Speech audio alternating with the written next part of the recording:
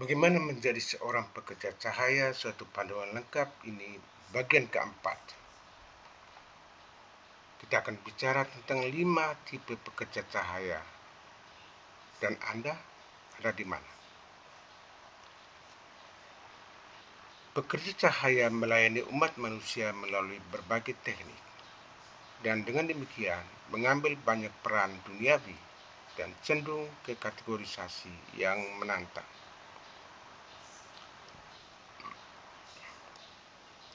Namun, akan sangat membantu untuk mengidentifikasi arkeotipe pekerja cahaya umum, sehingga calon pekerja cahaya dapat memilih jalur yang paling sesuai dengan bakat dan kepribadian unik mereka. Perlu dicatat, hanya karena seseorang cocok dengan arkeotipe di bawah ini, itu tidak berarti bahwa mereka adalah pekerja cahaya. Penting untuk memeriksa niat dan tindakan mendasar dari masing-masing individu. Karena banyak orang yang mengejar jalan ini termotivasi oleh ego diri, ketakutan, dan keserakahan daripada suatu keinginan tulus untuk membantu orang lain.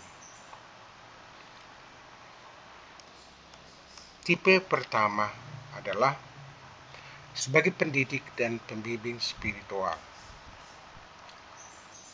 Pendidik dan pembimbing spiritual berusaha untuk terhubung dengan sebanyak mungkin makhluk hidup untuk berbagi pemahaman mereka tentang sumber, cinta, dan energi. Mereka dapat menjadi imam, biarawan, biarawati, rabi, dan menteri, meskipun mereka tentu saja tidak terbatas pada peran keagamaan tradisional. Pendidik dan pembimbing spiritual kontemporer juga bermanifestasi sebagai pembicara, penulis, dan pencipta inspirasional. Arketipe pekerja cahaya ini paling cocok untuk individu yang berkembang dalam interaksi sosial, mendidik orang lain, dan merancang atau bekerja di dalam sistem dan institusi yang mapan. Tipe kedua adalah sebagai pengasuh dan penyembuh.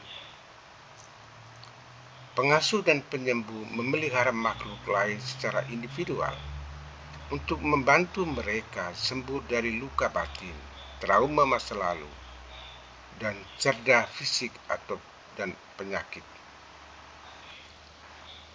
Tipe pekerja cahaya ini memahami bahwa makhluk hidup tanpa dasar kesehatan fisik dan mental yang stabil tidak dapat dengan mudah mengalami pencerahan spiritual, kedamaian batin, dan sukacita sejati. Pengasuh dan tabib sering bermanifestasi sebagai dokter, perawat, praktisi, homeoterapi, terapis, pengasuh kebutuhan khusus, dan orang tua. Arkeotipe pekerja cahaya ini paling cocok untuk individu-individu yang sangat sabar, stabil secara emosional, dan lebih suka berinteraksi satu lawan satu daripada pertemuan yang lebih besar. Tipe ketiga adalah seniman dan pembawa pesan atau utusan. Seniman dan utusan menciptakan karya indah yang menginspirasi orang lain untuk terhubung kembali dengan energi sumber dan menjalani kehidupan yang lebih menyenangkan.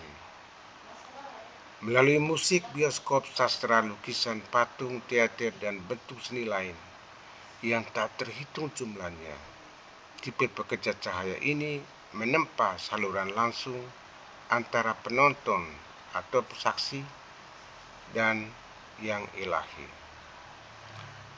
Arkeotipe pekerja cahaya ini paling cocok untuk orang-orang yang menikmati kesendirian, memiliki kepercayaan diri tinggi, dan merasa sangat tergerak untuk menciptakan seni. Tipe keempat adalah psikis atau paranormal dan peramal. Paranormal dan peramal dapat melihat melampaui ranah fisik, yang menjadikan mereka penasihat yang kuat bagi umat manusia.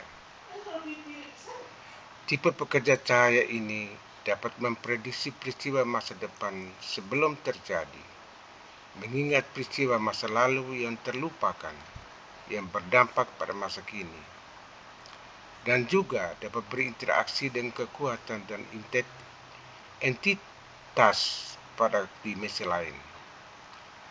Dengan mengkomunikasikan visi mereka kepada orang lain, paranormal dan peramal memungkinkan orang lain untuk secara tidak langsung mengalami wawasan dan pemahaman yang sama.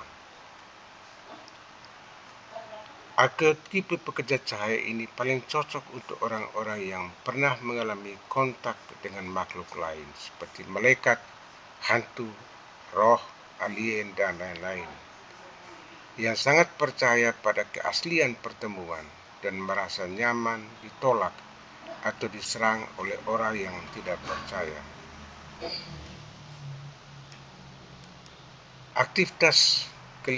Tipe kelima adalah aktivis dan pembuat perubahan. Aktivis dan pembuat perubahan menggunakan kehadiran dan sumber daya dunia mereka untuk mempengaruhi perubahan sistemik yang membawa institusi manusia selaras dengan cinta, empati, dan kemurahan hati sumber. Tipe pekerja cahaya ini dapat ditemukan bekerja dalam politik, melobi, melakukan pekerjaan nirlaba, menciptakan seni aktivis, dan atau memprotes di jalanan. Aktivis dan pembuat perubahan membutuhkan energi ekstra dan ketahanan untuk tetap fokus, aman, dan kuat di tengah gejolak, kekacauan, dan kekecewaan yang sering menyertai aktivisme mereka. Arketipe pekerja cahaya ini paling cocok untuk orang-orang yang terganggu oleh ketidakadilan dan kekerasan yang lazim di dunia kita saat ini, dan ingin mendedikasikan hidup mereka untuk menyembuhkan sistem. Kesimpulan, haruskah Anda menjadi seorang pekerja cahaya? Ada banyak alasan kuat untuk menjadi pekerja cahaya, tetapi pada akhirnya semua pekerja cahaya merasa terpanggil untuk melayani dan membimbing umat manusia menuju cinta, pertumbuhan, dan penyembuhan. Saat ini, umat manusia sedang mengalami suatu pergeseran kolektif besar-besaran. Momen ini memanggil kita semua untuk membantu mendesain ulang masyarakat untuk melayani dan mendukung semua makhluk hidup dengan sebaik-baiknya. Lebih banyak pekerja cahaya bangkit setiap hari untuk membantu memimpin umat manusia melalui perubahan besar ini. Hal ini sangat jelas. Waktu terbaik untuk menjadi seorang pekerja cahaya adalah sekarang. Karunia dan kemampuan Anda sangat dibutuhkan oleh dunia ini. Terima kasih.